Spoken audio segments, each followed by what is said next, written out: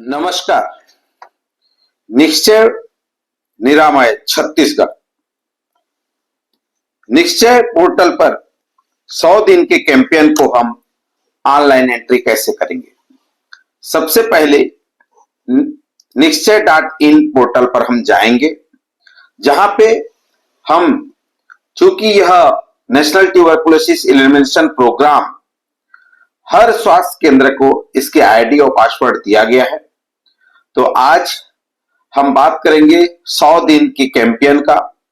और 100 दिन के इस कैंपेन में आप किस प्रकार से फार्म 1, फार्म 2 और फार्म 3, जिसमें वल्नरेबल ग्रुप्स फार्म 1 की एंट्री करेंगे, साथ ही साथ फार्म 2 में फैसिलिटी लेवल पे एंट्री होगी और फार्म 3 में डिस्ट्रिक्ट लेवल से एंट्री होगी। तो इन तमाम चीजों को हम देखेंगे और समझने की कोशिश करेंगे कि नेशनल ट्यूबरकुलोसिस एलिमिनेशन प्रोग्राम के 100 दिन के कैंपेन में हम किस प्रकार से एंट्री करेंगे। तो मैं डिस्ट्रिक्ट लेवल के लॉगिन आईडी पे हम जाएंगे और लॉगिन करके हम इन तीनों प्रपत्र को देखेंगे। तो मेरे साथ आप बनिए और समझने का प्रयास करिए कि किस प्रकार से हम टीबी के इस 100 दिन के कैंपेन को national tuberculosis elimination programme Nikshay portal पर हम एंट्री कैसे करेंगे। You are already logged in, click here to go to overview page. मैं चूंकि लॉगिन पहले से कर चुका हूं, इसीलिए मैं सीधे इस यहां पे, अगर आप लॉगिन नहीं किए होंगे तो आप लॉगिन करके आईडी पासवर्ड और कैप्चा एंटर करके आप अंदर जाएंगे, पर चूंकि मैं यहां लॉगिन कर चुका हूं इसीलिए मैं सीधे लॉगिन करके डिस्ट्रिक्ट लेवल के लॉगिन पे मैं लॉगिन किया हूं और यहां पर जाकर के मैं निश्चय पोर्टल पर 100 दिन के कैंपेन की एंट्री कैसे करूंगा, इसको आपको बताऊंगा। तो सबसे पहले हम यहां पूरी डिटेल्स आप देख रहे हैं। अगर इसके केस रजिस्टर वगैरह की बात करेंगे तो तमाम चीजें मैं पूर्व के वीडियोस में बना रखा है, उसको मैं आपको भेज दूंगा, लिंक डिस्क्रिप्शन बॉक्स में डाल दूंगा, जहां पे आप निश्चय पोर्टल पर किस प्रकार से पेशेंट ऐड करेंगे, कैसे एंट्री करेंगे, और तमाम चीजें आप यहाँ पे देख पाएंगे। आज हम चूंकि बात करने जा रहे हैं 100 दिवसीय कैंपेन के बारे में, जो निश्चय छत्तीसगढ़ में इससे निश्चय निरामय के रूप में मनाया जा रहा है। और ये 100 दिन के कैंपेन में हम जो ट्रैक करेंगे, जो रोगियों को हम यहाँ पे ला करके उनकी जांच और उपचार करेंगे, उन तमाम चीजों को हम देखेंगे। तो यहाँ पे देखिए, आपको इस स्क्रॉल में आपको दिख रहा होगा निश्चय रिपोर्ट। निश्चय रिपोर्ट को आपको क्लिक करना है। जैसे ही आप निश्चय रिपोर्ट को क्लिक करेंगे तो यहाँ पे आप देखेंगे TV notification, directory report, fashion wise list, DBT report, सारी चीजें आपको दिख रहा है। यहाँ पे देखिए आप 100 डे टीवी कैंपेन नया ऐड हुआ है, ठीक है, 100 डेज टीवी कैंपेन, इसको आप क्लिक करेंगे। जैसे आप इसको क्लिक करेंगे तो आपको यहाँ पे 3 फॉर्म दिख रहा है, फॉर्म 1, फॉर्म 2 एंड फॉर्म 3। तो एक एक फॉर्म को हम समझने की कोशिश करते हैं। जैसे कि नाम से स्पष्ट है, फॉर्म 1 जो है वल्नरेबल मैपिंग फॉर्म है, फॉर्म 2 है facility level daily reporting form है, और फॉर्म 3 है DTO level daily reporting form है। अलग अलग इसके मायने हैं, अलग अलग इसके कार्य क्षेत्र हैं। आइए हम जानने की कोशिश करते हैं फॉर्म 1 में हम क्या देखेंगे।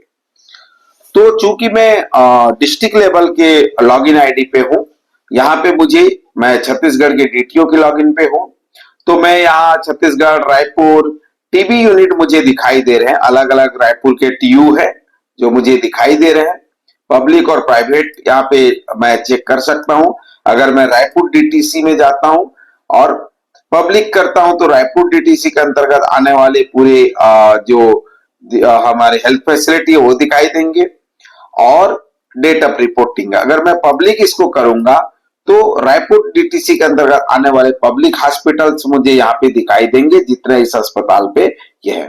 इसी प्रकार से सभी अस्पतालों को ये आईडी पासवर्ड पहले से प्रदान किया जा चुका है। डीटीओ टीबी यूनिट के अनुसार उन अस्पतालों की एंट्री भी संभव की है। तो यहां जैसे ही मैं हेल्थ फैसिलिटी सिलेक्ट करूंगा, मान लीजिए मैंने डिस्ट्रिक्ट टीबी सेंटर को किया, डेट यहाँ पे दिया गया है कि कौन से डेट को आप रिपोर्टिंग कर रहे हैं, और साथ ही साथ जो है यहाँ पे वुलनरेबल मैपिंग का बात किया गया है। ठीक है, जैसे मैंने यहाँ पे ट्यू किया, ये देखिए अलग अलग प्राइवेट फैसिलिटी आ जाता है, उसकी डेट भी आ जाता है। तो मैं यहाँ पब्लिक सेक्टर पे जा रहा हूँ। यहाँ पे देखिए हायरकी आईडी आपको दिखाई दे देगा, डेट ऑफ रिपोर्टिंग दिखेगा, और किसके द्वारा एडेड, किन्होंने आपको एड किया है, वो बातें यहाँ पे की जाएगी। मैं यहाँ पे डिस्ट्रिक्ट टीबी यूनिट किया, जिसका हायरकी आईडी भी मुझे दिखाई दे रहा है। क्लियर है। अब आगे हम निश्चय रिपोर्ट की जो वुलनरेबल मैपिंग है, जो हाई रिस्क ग्रुप्स है, उसकी जो मैपिंग है, उसमें जो भी हमको कैटेगराइज किया गया है, यहाँ पे 19 डाउन द लाइन आपको यहाँ पे कैटेगरी दिखेंगे, जहां पे अलग अलग जो आपके एरिया में, जो आपके क्षेत्र में, जो आपके भौगोलिक क्षेत्र में जो संख्या पाए जाएंगे, उनकी आपको यहाँ जानकारी आपको एंट्री करनी है। जैसे कई बार होता है कि हम लोगों ने सर्वे करते हैं, हमको पहले से मालूम है, हमको इंडिकेट रहता है कि ये जो जानकारियां हैं, हम पूर्व से ही हम पता किए रहते हैं। जैसे मान लीजिए उदाहरण स्वरूप कि मेरे पास इतना डायबिटिक के पेशेंट हैं, पिछले 3 साल से टीबी के रोगी इतने हैं, पिछले 5 साल से टीबी के रोगी इतने हैं, जेल में जैसे जिसके एरिया में जेल आता है, तो जेल में जो कैदी बंद है, वृद्धाश्रम है, तो वहां पे कुल कितना, तो ये तमाम चीजें जो है हम इस वल्नरेबल मैपिंग फॉर्म में करेंगे। तो मुख्य रूप से जो उच्च जोखिम वाले जो हमारे टीबी पेशेंट के लिए उच्च जोखिम वाले जो बेनिफिशियरी हैं, जो पीड़ित हैं, जो मरीज है, जो संभावित सस्पेक्टेड केसेस हैं, उन तमाम चीजों की यहाँ पे बात होगी। तो पहला नंबर में होता है कि जो vulnerable individuals mapped in the geography, जो भौगोलिक मानचित्र में अगर असुरक्षित व्यक्तियों की संख्या यहाँ पे आएगा, जो असुरक्षित जैसे HIV एड्स, ये तमाम चीजें जो असुरक्षित इंडिविजुअल्स हैं, जिनकी मैप जो है आपने किया होगा, तो वो संख्या यहाँ पे ध्यान दीजिए। ये जो वुलनरेबल मैपिंग फॉर्म है, इसमें केवल संख्यात्मक जानकारी आपको भरनी है। जैसे दूसरे नंबर में आप देखेंगे तो मधुमेह रोगियों की संख्या है ना, आपकी क्षेत्र में जो मधुमेह रोगियों की संख्या कितनी है, क्योंकि ये जो जानकारी भर रहे हैं कौन, ये संभावित जो संस्थाएं हैं, जो फैसिलिटी हैं, जो टीयू के अंतर्गत आने वाले संस्थाएं, चाहे सब सेंटर हो, PSC हो, CSC हो, प्राइवेट अस्पताल हो, जब ये स्क्रीनिंग कर रहे हैं तो वल्नरेबल मैपिंग फॉर्म को भर रहे हैं, तो उन्हें पहले से ही पता है कि उनके यहाँ कितने डायबिटिक के मरीज वहां पे मैप है। ठीक है। उसी प्रकार थर्ड नंबर में आप जाएंगे तो आप देखेंगे कि कुपोषित व्यक्तियों की संख्या, जिनका BMI 18.5 से कम है, ऐसे संख्याएं जो है यहाँ पे आएगी। ठीक है। पॉइंट नंबर 4, जहां पे 60 वर्ष से अधिक आयु के व्यक्तियों की संख्या, आपके क्षेत्र में अगर 60 वर्ष से अधिक आयु वर्ग के व्यक्ति हैं, तो उनकी संख्या कितनी, ऐसी संख्याएं हैं, उनकी संख्या को आपको लिखना होगा। पॉइंट नंबर 5 में धूम्रपान करने वाले व्यक्तियों की संख्या, number of individuals who are smokers and mapped in the geography, तो धूम्रपान करने वाले व्यक्तियों की संख्या आपको लिखनी होगी। 6 नंबर में आइए तो यहाँ पे जो एल्कोहलिक हैं, जो शराब पीने वाले व्यक्तियों की संख्या जो आपके एरिया में है, उनकी जानकारी आपको यहाँ पे लिखनी होगी। पॉइंट नंबर 7 में इन लास्ट 3 ईयर के contact of TB patient, TB मरीजों के संपर्क, केवल संख्यात्मक जानकारी आपको देना है, पिछले 3 वर्षों में कितने टीबी मरीजों से आपके संपर्क हुए। Past TB patient last 5 year, पिछले टीबी रोगी जो 5 वर्षों से प्राप्त हुए हैं, उनकी संख्या आपको यहां पे लिखनी होगी 8 नंबर पॉइंट पे। 9 नंबर पॉइंट पे आपको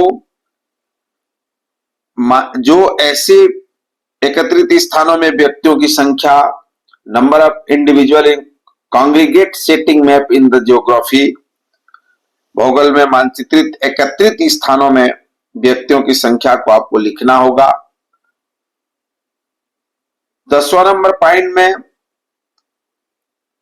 जो प्रिजन है, जो कैदी हैं, जो जेल में बंद हैं, उनकी संख्या आपको लिखनी होगी। 11वां नंबर में ओल्ड एज, जो वृद्धाश्रम है, वहां पे रहने वालों की संख्या आपको लिखनी है। 12वां नंबर में total number of resident in orphanage, अर्थात अनाथालय में निवासियों की कुल संख्या आपको लिखनी है। 13 नंबर में population of destitute home,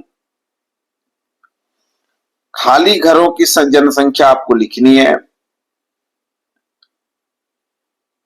population of night shelter, रात्रि आश्रय स्थानों की जनसंख्या आपको लिखनी है। जैसे कहीं कहीं पे नाइट शेल्टर्स बने होते हैं, तो वहां पे रहने वालों की जनसंख्या आपको लिखनी है।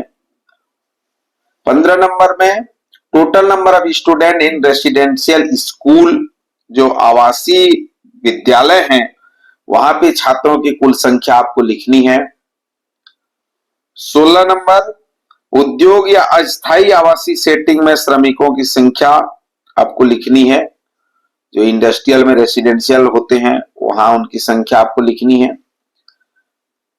Total tribal population of the geography, जो जनजातीय जनसंख्या है, उसकी संख्या लिखनी है।